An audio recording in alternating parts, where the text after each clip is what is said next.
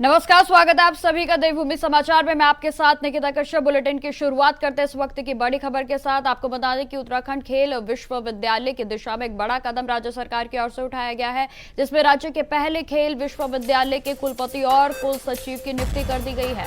आपको बता दें कि प्रदेश सरकार ने 3 प्रमुख पदों पर अस्थायी नियुक्ति की है, जिसमें कि अमित सिन्हा बनाए गए हैं कुलपति, तो वहीं आशीष चौहान बने हैं कुलपति सचिव। तो वहीं आपको बता दें कि वीएन पांडे को तमाम जो जिम्मेदारी है वित्त नियंत्रक की वो सौंपी गई है। आपको बता दें कि 29 अगस्त को शिलान्यास की तैयारी की जा रही है और जिसमें खेल दिवस पर यह जो शिलान्यास है वो किया जाएगा। तो तमाम जानकारी जो है वो खेल मंत्री की ओर से दी गई। तो आपको बता दें कि राज्य सरकार की ओर से बड़ा कदम उठाया गया है, जिसमें विश्वविद्यालय के लिए खेल के विभाग में बड़ा एक कदम उठाया गया है, जिसमें कि 3 नियुक्तियों को कर दिया गया है। तो आपको बता दें कि खेल मंत्री के द्वारा ये तमाम जानकारी दी गई है, जिसमें विश्वविद्यालय के कुलपति और कुल सचिव की नियुक्ति हो चुकी है। तो वहीं आपको बताते चले कि प्रदेश सरकार की ओर से 3 प्रमुख पदों के लिए अस्थायी रूप से नियुक्ति कर दी गई है।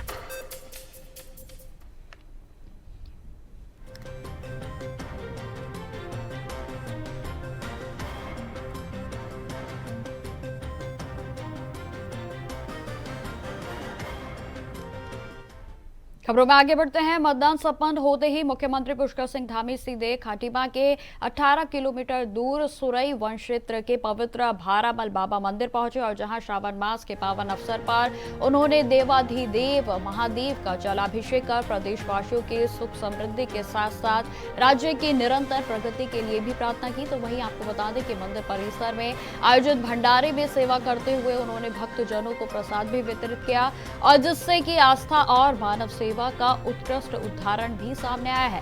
तो वहीं आपको बता दें कि इसके साथ ही सीएम पुष्कर सिंह धामी ने एक पेड़ मां के नाम अभियान के तहत वृक्षारोपण किया और जिससे प्रकृति के संरक्षण और मातृत्व का सम्मान भी झलकता है। तो वहीं अभियान के माध्यम से उन्होंने न केवल लोकतंत्र के उत्सव को सार्थक बनाया, बल्कि खाटीमा में पर्यावरण संरक्षण का भी प्रभावी संदेश दिया है। उनकी यह पहल जन जन में जागरूकता और सेवा की भावना को बढ़ावा देने वाली साबित हुई।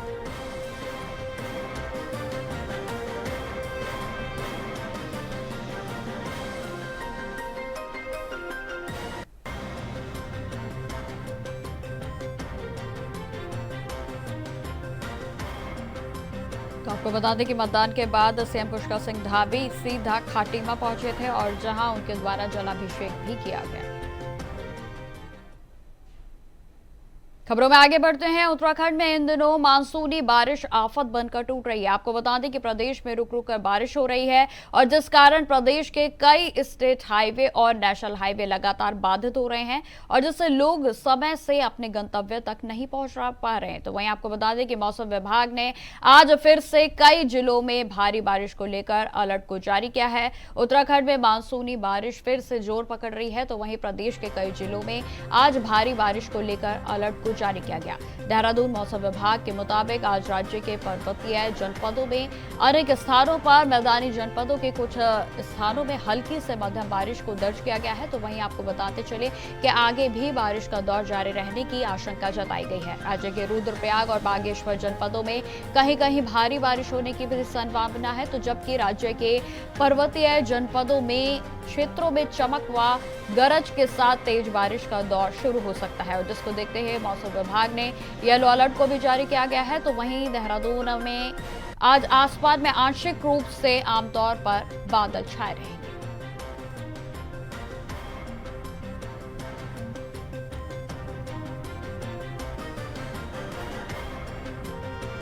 तो आपको बताते चले कि प्रदेश में लगातार भारी बारिश का दौर जारी है और जिसको लेकर आज भी उत्तराखंड मौसम विभाग की ओर से अलर्ट को जारी किया गया है, जिसमें कि आपको बता दें कि बागेश्वर में खास तौर पर बारिश की आशंका को जताया गया है, जहां पर भारी बारिश की आशंका जताई गई है। तो वहीं प्रशासन के साथ साथ मौसम विभाग की ओर से भी लोगों से सावधानी बरतने की अपील की गई। तो आपको बता दें कि रुद्रप्रयाग और बागेश्वर में भारी बारिश की संभावना जताई गई है और तमाम जिलों में येलो अलर्ट को भी जारी किया गया है। तो प्रदेश भर में जिस तरीके से मानसून पूरे चरम पर है, बारिश का दौर भी लगातार जारी है। तो आपको बता दें कि नदी नाले भी पूरे तरीके से उफान पर है। तो वहीं प्रशासन की ओर से लगातार अपील की गई है कि लोग जो सावधानी बरतें और जरूरत ना पड़ने पर घरों से बाहर ना निकलें।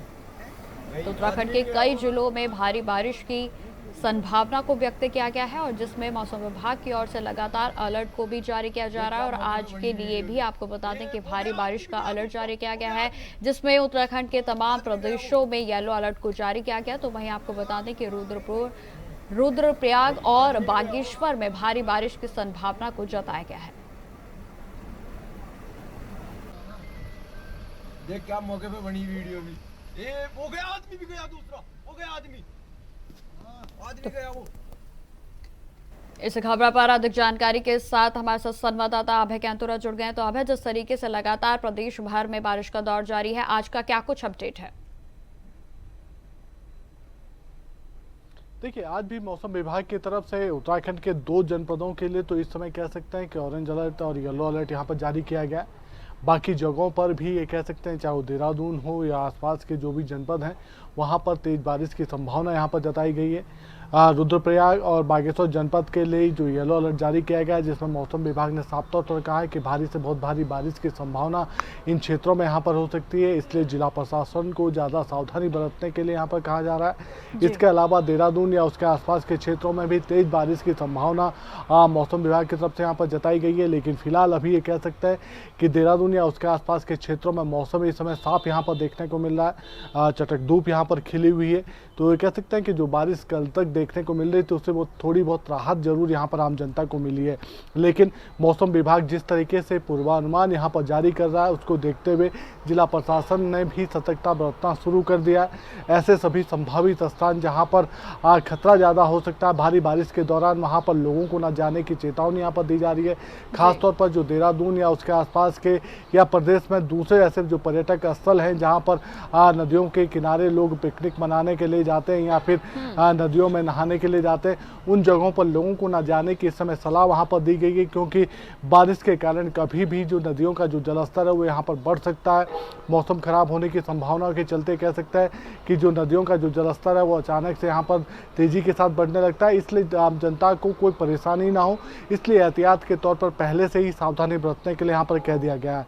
इसके अलावा बागेश्वर और रुद्रप्रयाग जनपद में जो SDRF और NDRF की जो टीमें हैं या जो DDRF की जो टीमें हैं, उनको पहले से ही ऐसे स्थानों पर वहाँ पर डिप्यूट करने का काम वहाँ पर कर दिया गया, तैनात करने का काम कर दिया गया, जहाँ पर भूस्खलन की संभावना हो सकती है या फिर कोई बड़ा लैंडस्लाइड होने की आशंका वहाँ पर जताई जा सकती है। क्योंकि चारधाम यात्रा मार्गों पर इस समय कह सकते हैं कि जो सबसे ज़्यादा श्रद्धालु देखने को मिल रहे हैं वो अभी भी केदारनाथ धाम की तरफ देखने को मिल रहे हैं, जहाँ पर अभी भी 10 से 15 हज़ार की संख्या में रोजाना श्रद्धालु पहुँच रहे हैं। और इन श्रद्धालुओं को कोई परेशानी ना हो, इसलिए सभी जो जिला प्रशासन के जो कर्मचारी या पुलिस प्रशासन जो कर्मचारी है वो एहतियात के तौर पर अपनी ड्यूटी करते हुए वहाँ पर नजर आ रहे हैं, लोगों को सावधानी बरतने के लिए कह रहे हैं।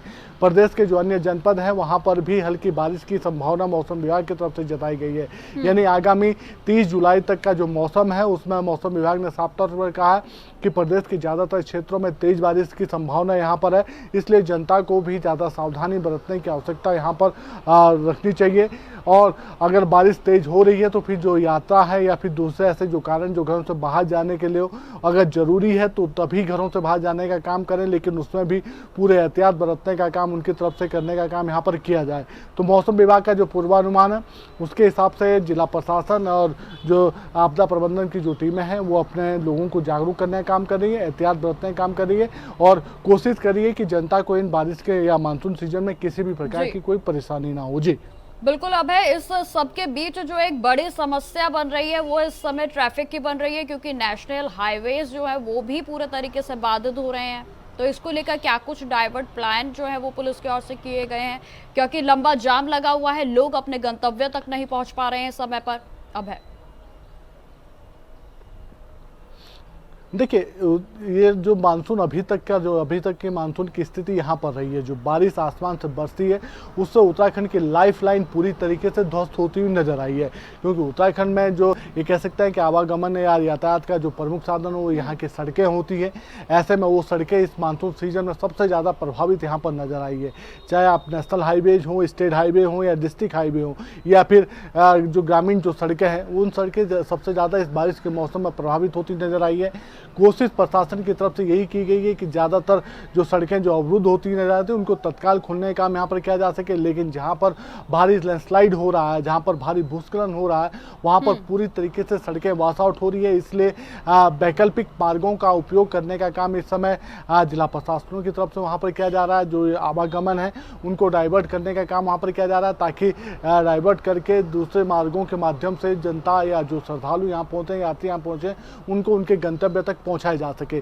सबसे ज़्यादा नुकसान उत्तराखंड की जो ग्रामीण सड़कें हैं, जिसमें अभी भी ये कह सकते हैं कि 200 से ज़्यादा ऐसी सड़कें यहाँ पर अभी भी है जो पूरी तरीके से बंद यहाँ पर पड़ी हुई है, जिनको खोलने का काम त्वरित गति से उस सप्ताह से नहीं हो पा रहा है। और जो ग्रामीण जो लोग हैं वो काफ़ी खासे परेशान यहाँ पर नजर आ पा रहे हैं। उत्तरकाशी हो, टिहरी हो, रुद्रप्रयाग हो, चमोली हो, ये ऐसे डिस्ट्रिक्ट हैं जहाँ पर कई ग्रामीण अभी भी जिन कई गाँवों का जो संपर्क हो जिला मुख्यालय से कटा हुआ नजर आ रहा है। रोजाना मुख्यालय स्तर पर ये कह सकते हैं कि इन सभी अवरुद्ध मार्गों की मॉनिटरिंग यहाँ पर हो रही है। प्रशासन कोशिश तो कर रहा है, लेकिन जो बारिश लगातार हो रही है, रुक रुक कर जो उन क्षेत्रों में बारिश वहाँ पर हो रही है, वो बाधा जरूर इस कार्य में बन रही है। और यही वजह है कि आम जनता को भी परेशानियों का सामना यहाँ पर करना पड़ रहा है। लेकिन विभागीय स्तर पर कह सकते हैं कि जेसीबी के साथ पीडब्ल्यूडी विभाग के कर्मचारी वो सभी तैनात कर दिए गए हैं। जी ठीक है, तमाम जानकारी के लिए आपका बहुत बहुत धन्यवाद।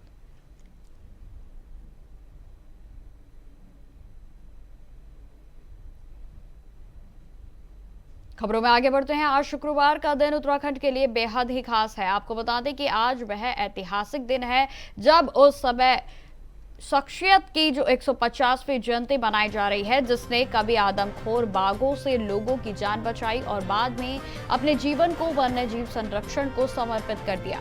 हम बात कर रहे हैं एडवर्ड जेम्स जिम कॉर्बेट की, जो कि एक शिकारी थे, जो कि समय के साथ बाघों का सबसे ज्यादा संरक्षक बन गया।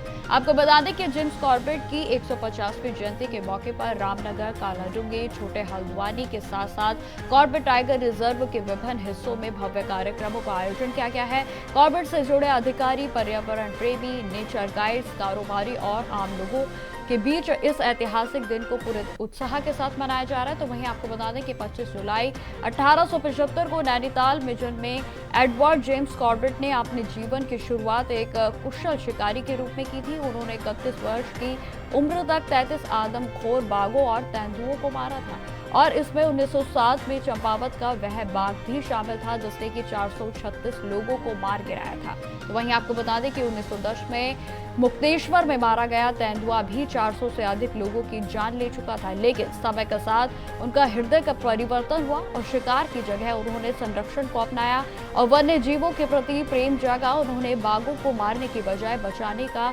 बीड़ा उठाया और जिसमें कि यह परिवर्तन भारत के वन्य जीव संरक्षण के इतिहास में एक नई दिशा को लेकर आया।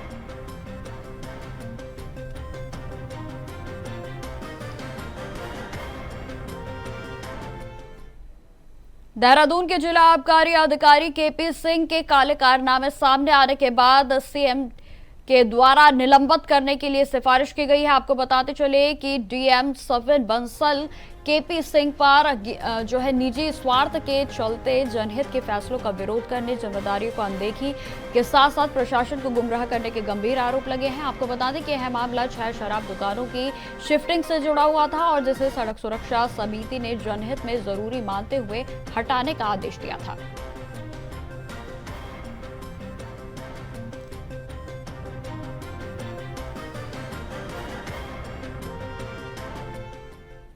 अब खबर देहरादून से है, जहां कांवड़ यात्रा के 15 दिनों की कांवड़ यात्रा पूरे तरीके से समाप्त हो गई। आपको बता दें कि सावन की शिवरात्रि तक 4.5 करोड़ श्रद्धालुओं ने हरिद्वार से गंगा जल भरकर अपने गंतव्य के लिए पहुंचे और जहां पर सावन के महीने में उत्तराखंड पुलिस ने श्रद्धालुओं के लिए भीड़ नियंत्रण, सुरक्षा व्यवस्था के साथ साथ यातायात की व्यवस्था का पुख्ता इंतजाम किया था। तो वहीं आपको बता दें कि IG law and order Nilesh Anand Bhande ने उत्तराखंड पुलिस फोर्स को सफल यात्रा के समाप्त होने पर बधाई दी है। उन्होंने कहा कि देश भर में पहुंचे समस्त कांवड़ियों ने पुलिस का पूर्ण सहयोग देते हुए उनके कार्य की सराहना की।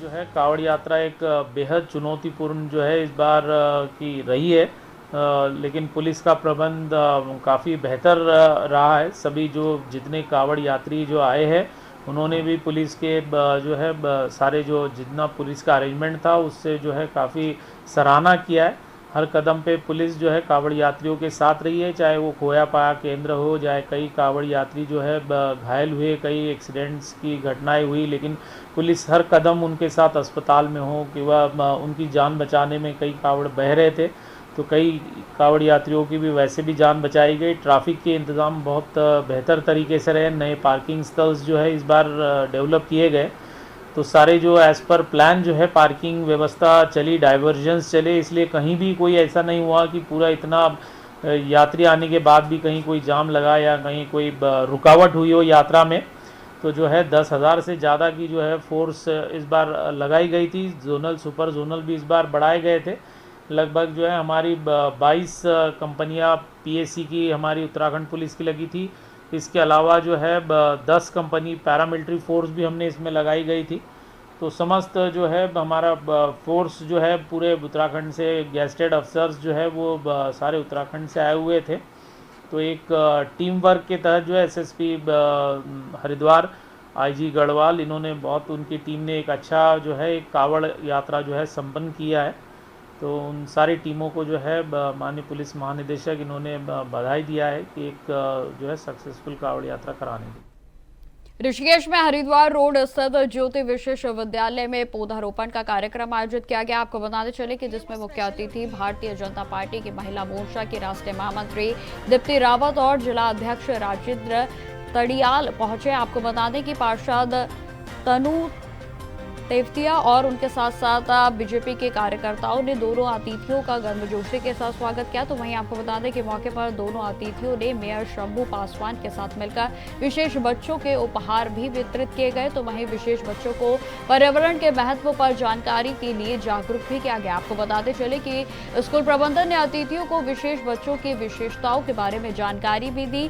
तो वहीं महिला मोर्चा की राष्ट्रीय महामंत्री दीप्ति रावत ने कहा कि स्कूल में पढ़ने वाले बच्चे विशेष बच्चों का टैलेंट देखने लायक है। कई बच्चे डांस में, कई खेल में, तो कई बेहद अच्छे रुचियों में जो है एक्सपर्ट हैं। देना है तो एक कहूंगी कि स्पेशल बच्चों में कुछ क्वालिटीज जो होती हैं वो स्पेशल होती हैं। यहाँ के बच्चे हर चीज में कुछ बच्चे आर्ट एंड क्राफ्ट में बहुत अच्छे हैं, कुछ खेल में बहुत अच्छे हैं, और 2 बच्चे अभी मुझे प्रिंसिपल मैम ने बताया कि 2 बच्चे बाहर विदेश भी गए हैं ओलंपिक्स खेलने के लिए।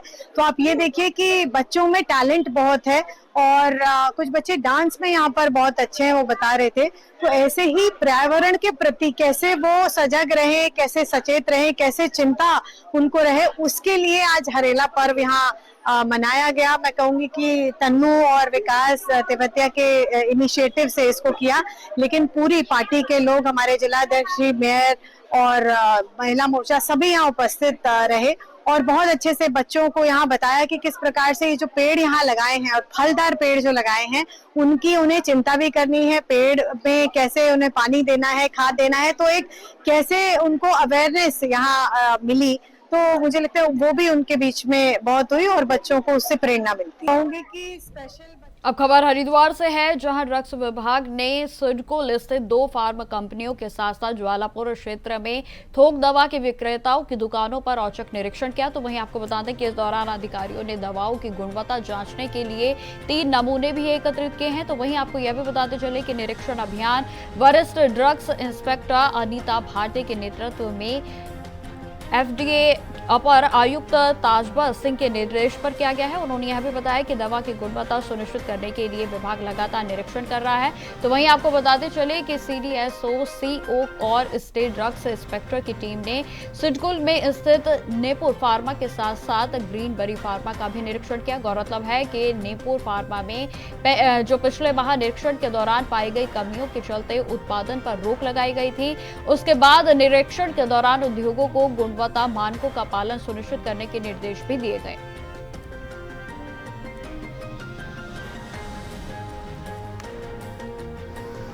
इसी तरह निर्देशित किया है कि लगातार जो है कंपनियों से सैंपल कलेक्ट किए जाए और मेडिकल स्टोरों का भी निरीक्षण किए जाए, ताकि जो है अगर कहीं पर कोई इलीगल सप्लाई हो रही है दवाइयों की तो उसका पता चल सके।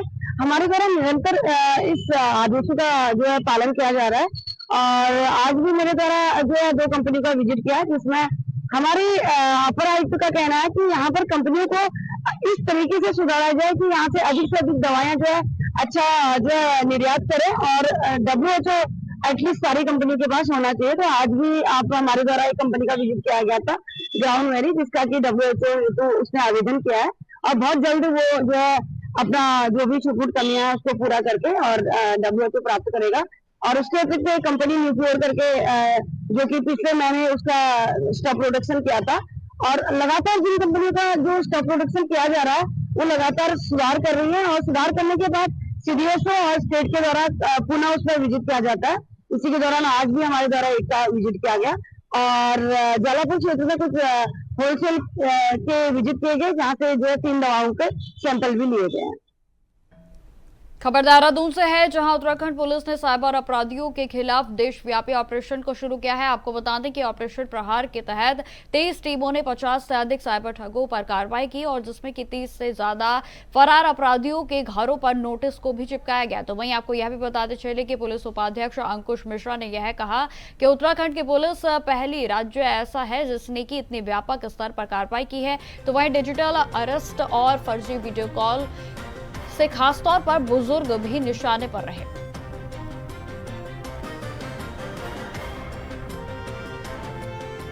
दर्शक हैं उन सभी को नमस्कार। और आपने बहुत अहम सवाल किया जागरूकता हेतु, जिसमें हमने देखा था कि पिछले साल डिजिटल अरेस्ट के काफ़ी मामले, काफ़ी शिकायतें हमारे अभियोग में पंजीकृत हुए थे। उस क्रम में हमारे माननीय प्रधानमंत्री जी ने भी मन की बात में ये बात रखी थी कि आप डिजिटल अरेस्ट या इस टाइप से ऑनलाइन सर्वेलेंस के जो स्कैम है उससे आप लोग बचिए।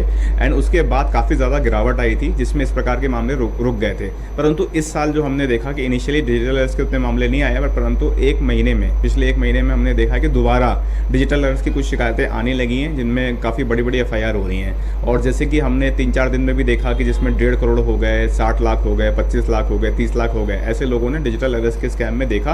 और सबसे खास बात यह है जागरूकता हेतु कि इसमें जो एज ग्रुप है वो 60 ईयर्स प्लस है, कि सीनियर सिटीजन को डराया जा रहा है, धमकाया जा रहा है और पैसे लिए जा रहे हैं। और वो जो पैसे होते हैं वो अलग अलग शेल अकाउंट्स में, शेल कंपनियों में जाते हैं, म्यूल अकाउंट जिन्हें हम नॉर्मली कहते हैं। और उसके बाद उन पैसों को अलग अलग खातों में ट्रांसफर करने के बाद उनको यहाँ से निकाल लिया जाता है। तो फिलहाल इस बुलेटिन में इतना ही। देश दुनिया की तमाम खबरों की जानकारी के लिए बने रहे हमारे साथ। नमस्कार।